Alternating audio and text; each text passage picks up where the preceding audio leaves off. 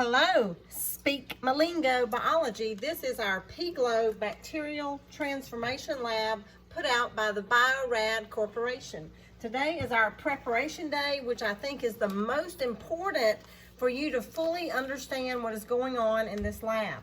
Over here on my hot plate, I have 500 milliliters of water boiling or about to boil, and I am in the advanced prep step 1, which is on page 9 of the manual put out by the Pglo Biorad company. This has to be done 3 days prior to the beginning of the lab if you are an instructor. So this is something that you have to do ahead of time, 3 days prior to the lab.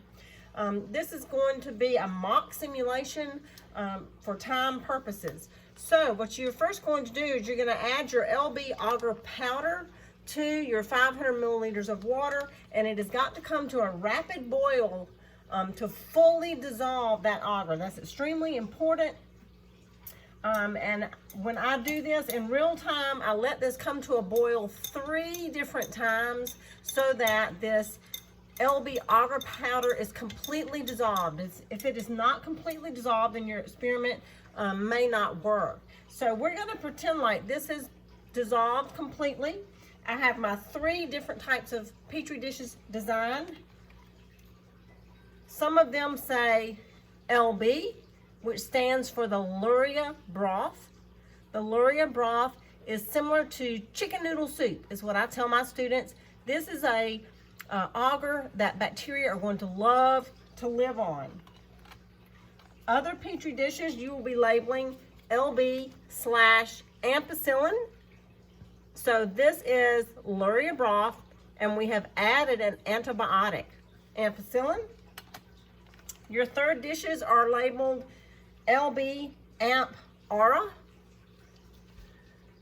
So this is Luria broth with ampicillin added and arabinose, which is a sugar. So in the instruction manual, you will label your Petri dishes ahead of time. So let's just assume that this is ready to go. This is Luria broth, which is kind of like chicken noodle soup. So I'm going to prepare these plates by lifting up the lid, pouring a small amount, putting the lid back down. Lifting up the lid, pouring a small amount to cover the bottom, and putting the lid back on. You don't want to contaminate this solution. You don't really want to breathe on it or sneeze on it, because this is a great environment designed for our E. coli bacteria to grow on later in this lab. All right, so here's my broth. You want to make sure that the temperature is not greater than 50 degrees Celsius before you move forward. So if it is greater than 50 degrees Celsius, it may kill your ampicillin or denature it, and your experiment will not work. So sometimes this is a waiting period. All right, so we're going to envision that that is the correct temperature. Now I have 2 more vials. I have arabinose and I have ampicillin. So ampicillin is an antibiotic that should prevent or slow the growth of bacteria. Arabinose is a sugar. Now this lab is all about gene expression and turning a gene on and off. The gene that we're going to use is the Pglo plasmid that comes from a jellyfish that is also in the kit. So that arabinose, if you do your reading and your background information, is going to be very important in turning on this gene.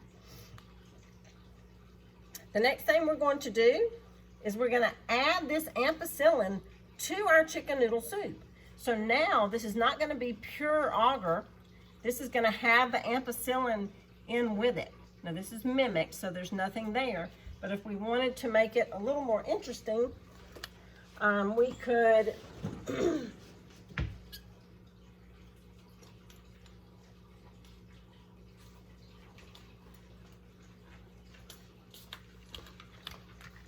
pretend like this was the ampicillin. So now my solution has changed colors because it's not just pure Luria broth. Now it is Luria broth with the ampicillin. Once I have that, I have my second group of Petri dishes here. Again, I'm going to pick up the lid, pour a little inside, using proper pouring technique. Create a little layer on each Petri dish. Create a layer. Now in the lab manual, if you're doing it for a class of 30, you're going to be using like 40 different dishes, so it will not just be 4. The last thing I want to do is now I'm going to add a sugar. This is my arabinose, so let's just pretend like we were going to pour in the arabinose. So now my solution has got Luria broth. It has ampicillin and antibiotic, and we're just going to pretend for fun that we have added another factor, and we're going to use this food coloring just for fun. And swirl that. And now my final dishes are going to contain Luria broth, ampicillin, and arabinose.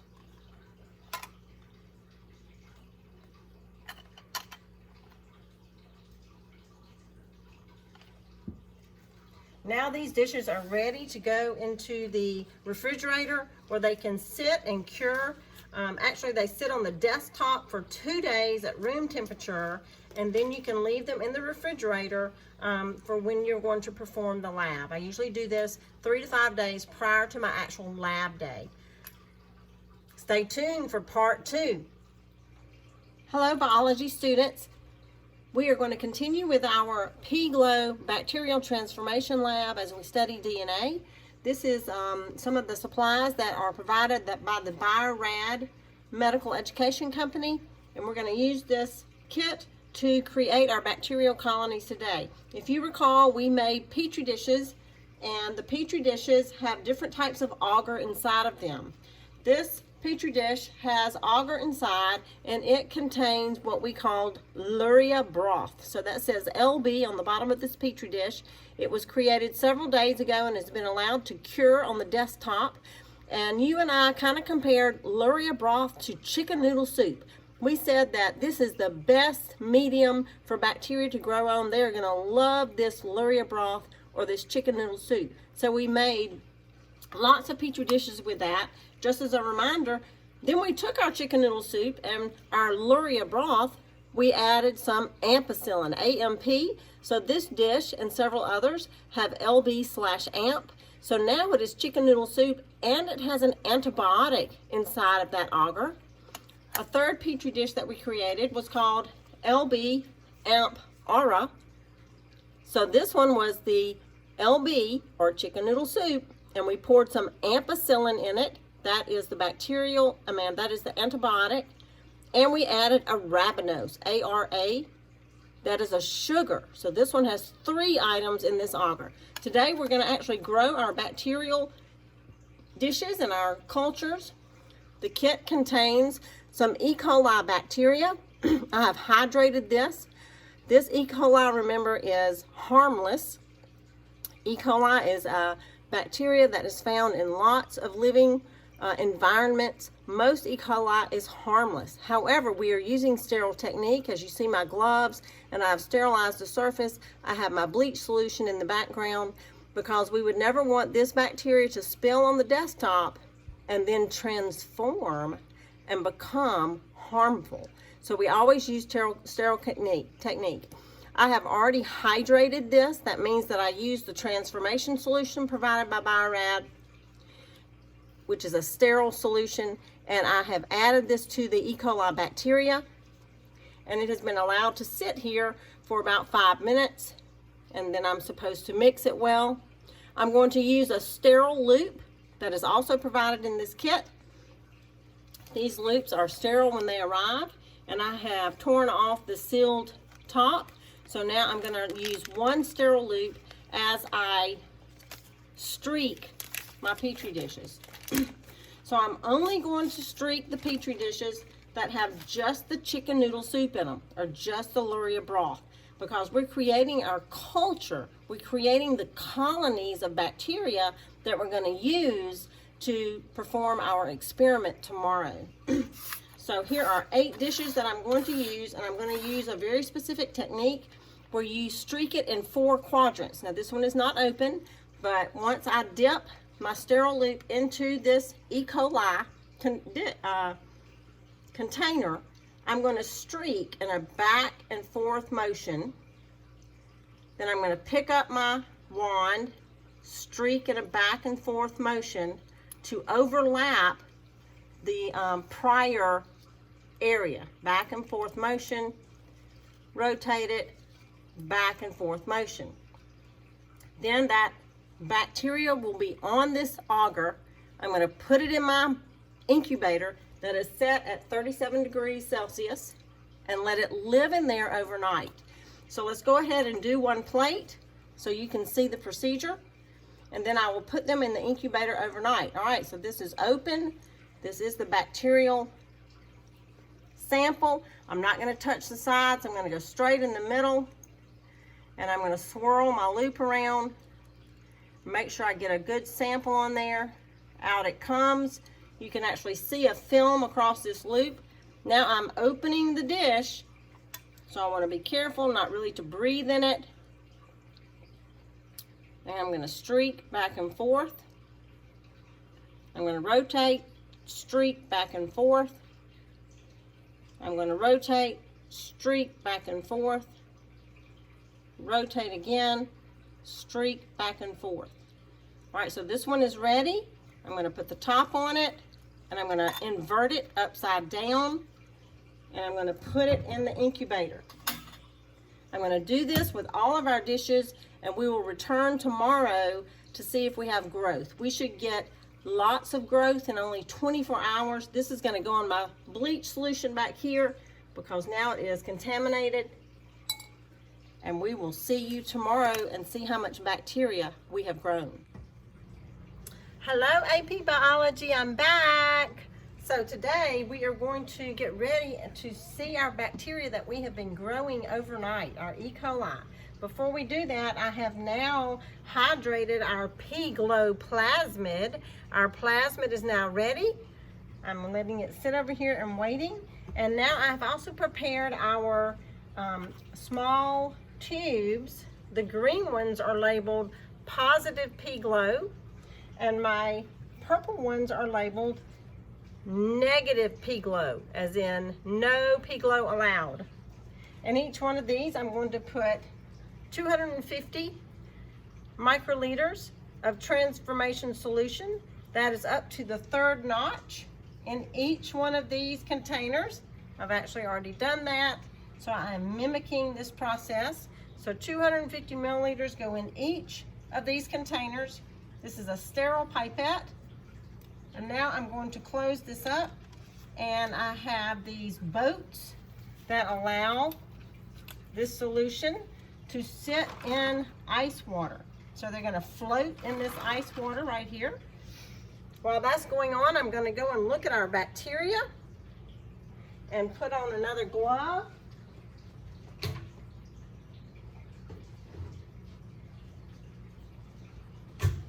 So we're going to pull our bacteria out and see if we have had any colonies of growth overnight. All right, here is one, and there's definitely an odor. This one says LB. And do you see those little colonies? That is success. Those are E. coli colonies. Each dot is a colony that will have millions of bacteria probably. This one has some colonies, not quite as many, but still success. This one has a few fewer up in that top corner. And I will just share with you that one of our Petri dishes yesterday, when I went to look at the agar, it already had some contamination in it. And look at how it grew. All right, I'm gonna have to dispose of this one because this is something wrong has happened. We should not have gross growth, meaning massive growth like that. So this one I'm going to discard in our bleach bath over here in the corner. I'm going to put it in the incubator for safekeeping. So now I'm going to take a sterile loop provided by BioRad company, and I'm going to pick up a single colony of bacteria from one of our starter plates. And when I do that, I am going to put this into the positive Pglo tubes. So I'm going to bring these tubes back out. I've just been letting them sit in the ice, and I know that every purple tube is a negative Pglo, so now I want all of my green tubes to get a bacterial colony put inside of them. So I'm going to separate these for tracking. So all of these are going to have bacteria put into them. Actually, they all are, the positives and the negatives. All right, so here we go. I'm going to start with this one. I'm going to open up this. I'm going to try to get one of those little tiny colonies, those little dots you see.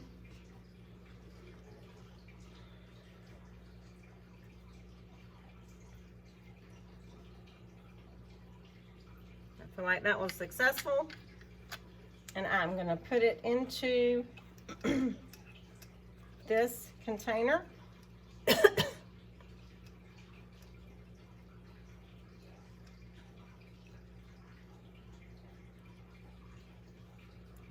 going to get a second colony.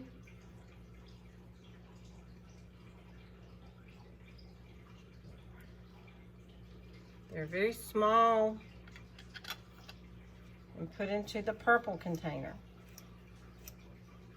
I'm twirling it around. Now I'm finished with this one. I'm going to set that one aside. I'm going to use this sample just so we will have a good sampling that goes into the Clorox.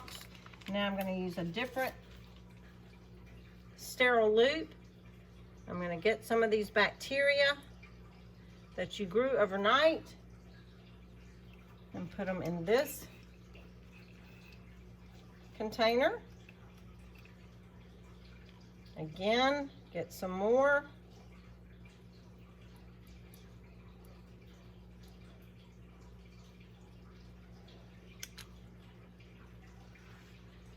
And put them in this container.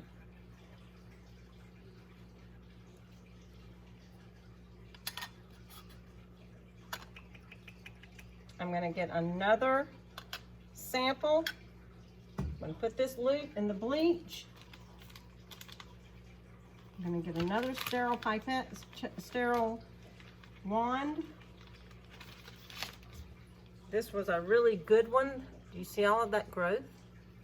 Those are all bacterial colonies. They're little dots. So I'm going to scrape some off right here. Put this one in the back.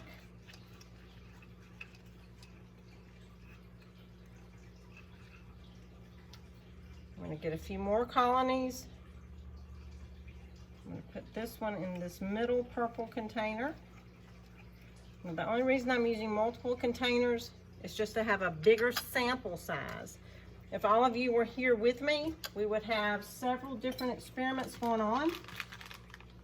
So we would have a good sample size tomorrow. Okay, here comes another sample. I'm going to put this one in the very back container, back purple. I'm going to get a few more loops. That bacterial growth looks different from the others. You notice that really bright one? I'm not going to bother that bright one because I don't know what kind that is. And put it in this back one. All right, so in summary, all of our containers now have transformation solution, and they have bacteria inside of them. These are my negative Pglos right here. I'm going to put them in the ice, These are my positive Pglos. I'm going to put them in the ice. And now we're going to wait a few minutes. We are ready to add the plasmid. So here is the plasmid. And I'm going to add this Pglo plasmid only into the tubes that say positive Pglo. Now I am doing several so that I will have a good sample for us. So I'm going to open up my plasmid. I have on my gloves, although the plasmid is not harmful. I'm going to use a sterile wand. I'm going to get a loop full of plasmid. You can actually see, oh, one thing we forgot to do is let's see if this plasmid is glowing. So here is my UV light. I'm going to turn on this UV light. It's purple. And is it glowing green? No, it is not glowing green, right? So that is what we are expecting because that plasmid is not turned on. So here is my sterile loop, and I have gotten a loop full. I can see a film on there. You can see it glistening, and I'm going to swirl it in the first green micro tube. I'm going to get another loop.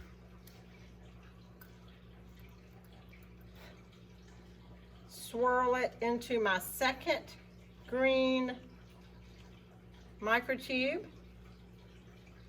I'm going to put that one away because there's bacteria inside there. I'm going to get another sterile loop. Get a film of plasmid across that loop.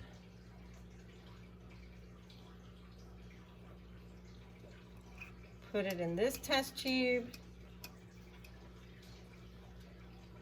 Don't need that. I'm going to get a final sterile loop out of my sterile package.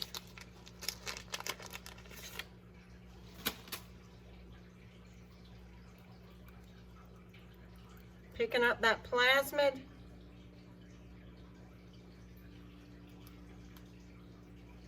And put it in this last one. So now all four of those have the plasmid. Put these in my bleach bucket.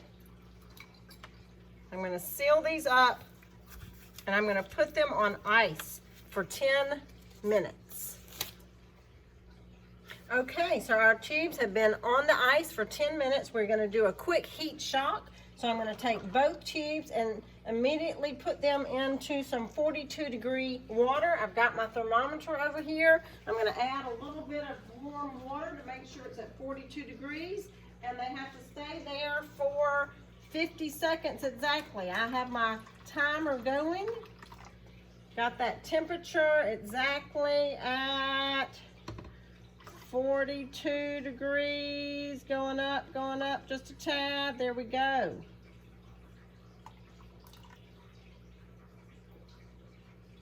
.42 degrees. Let's add a little bit more warm water to keep it at 42 degrees.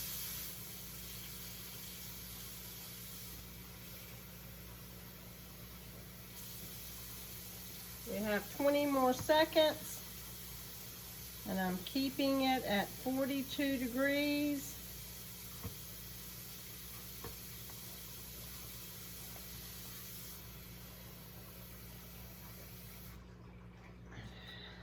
That is called the heat shock treatment. And then we quickly take them back to the ice. Back to the ice. And now they are going to stay at the ice for 2 minutes exactly. I'm noting my time.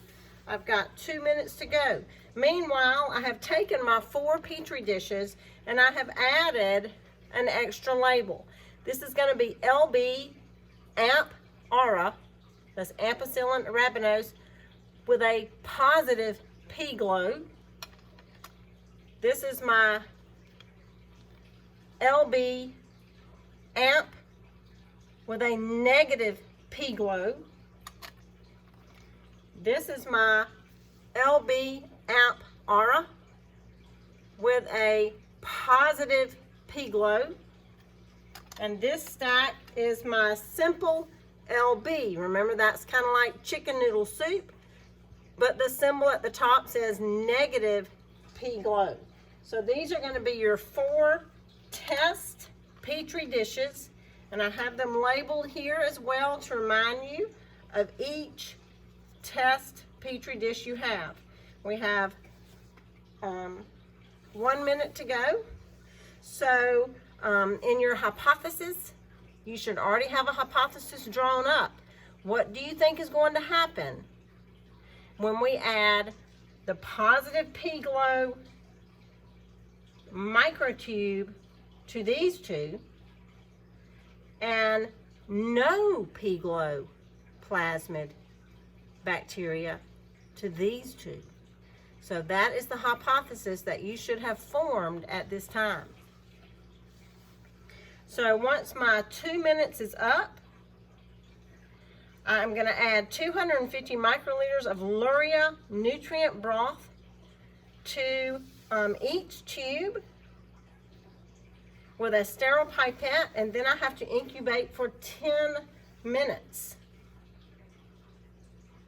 So I'm going to pull them both off. Here is the LB nutrient broth. This is a new solution that we just started using today. And it is time. So here they come. They're coming out of the ice bath. They have gone through the heat shock process.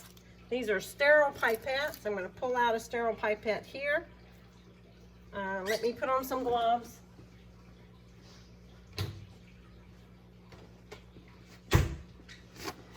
Because remember, these little micro tubes now have E. coli bacteria inside them.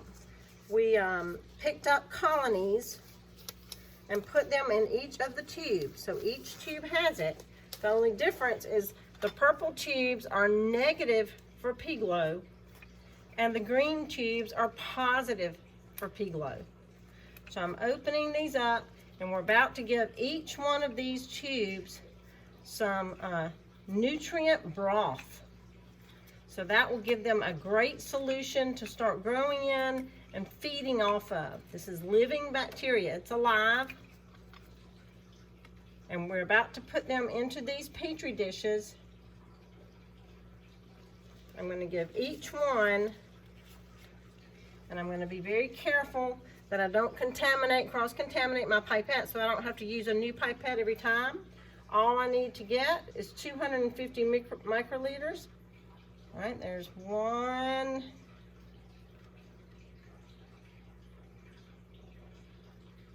2. This is kind of like giving them some food.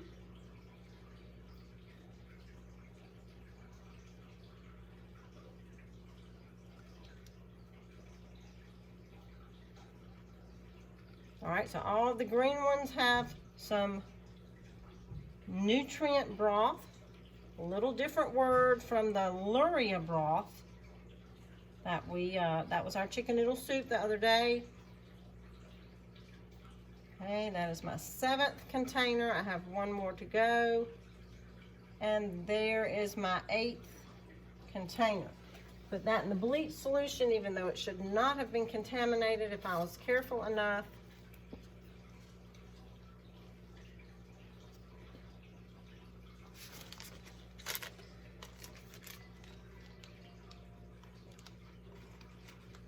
And now they're going to sit on the desktop for 10 minutes. All right, we are ready to add the negative Pglo solution to this first container. I'll be using a sterile pipette to add 100 microliters of this. I'm going to turn it over one time, open this up. This is the negative Pglo. So 100 mLs is to the 2nd dash on this. And I'm just going to bathe it right there. Put this away. Close it up. And I'm going to use another one because this is also a negative Pglo Petri dish. Get 100 microliters. pour it on top of that agar. Seal this up. Put that one back. Now over here, these get plus Pglo, so I'm going to get my green solution here. Another sterile pipette coming out of the package. So that's going to be 100 microliters inside of this one.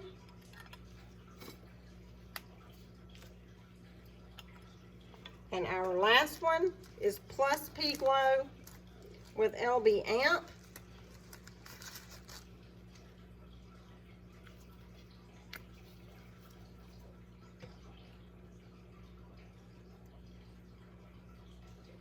Put it in that one. Now I'm going to take a sterile wand and I'm going to skate that solution back and forth across this agar.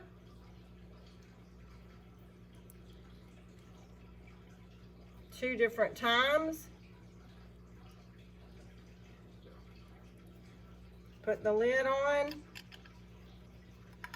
Get another clean, sterile loop.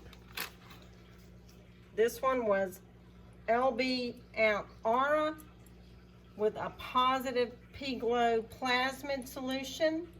Skate that back and forth real good. Put this in my bleach solution.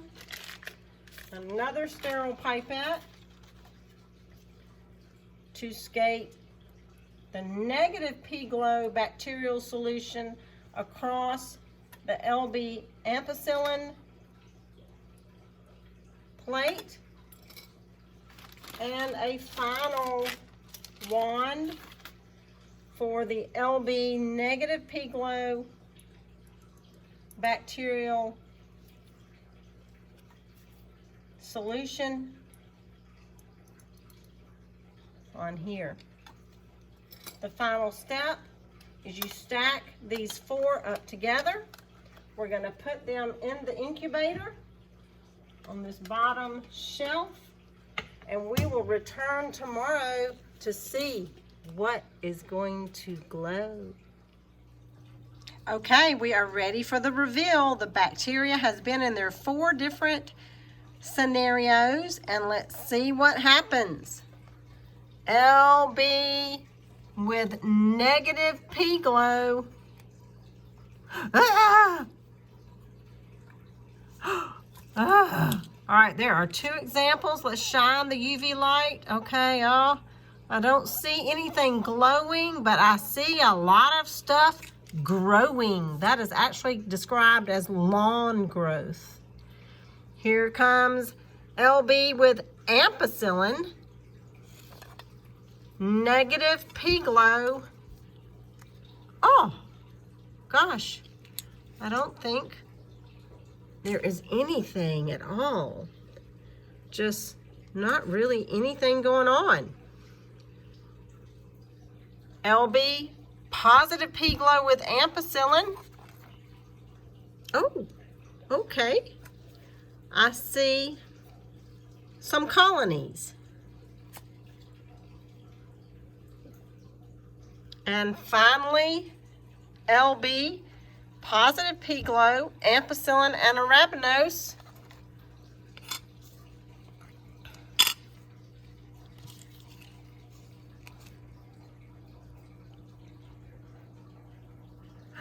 Oh, it is glowing. There is some glowing bacteria compared to this one. Not glowing, nothing at all. A lot of growth, but no glowing. So there are your 4 results of the Pglo Transformation Lab.